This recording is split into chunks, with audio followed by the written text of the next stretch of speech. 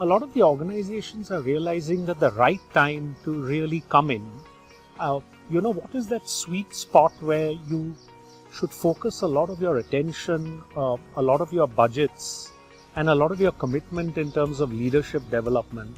And I think to my mind, very often that sweet spot is the middle management level. So what are those 4 or 5 elements that companies are recognizing and paying a lot of attention to? One is to look at the big picture. Most middle managers are sort of within their functions, and it's hard to get them to think beyond the function. And I think this becomes a very, very important aspect of development, where what we are saying is, if you can see the larger picture, if you can see where all the pieces sort of fit in, connected to that is another issue, which is how do you break these silos? How do you create collaboration? And that's another area. And both these elements are very interconnected. If people can see the big picture, if people have the ability to be collaborative with one another, you tend to get things done at a much faster rate. So big picture ability, the ability to break out of functional silos and to think and work in a collaborative manner. Another important aspect that once again is very close to my own heart is the whole ability to build capability and develop people.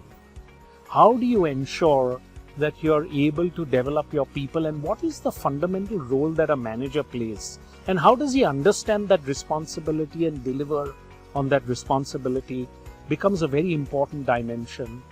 And then probably something that I sense most of us want to focus on a lot more in our organizations is this issue of how do you build a culture of excellence.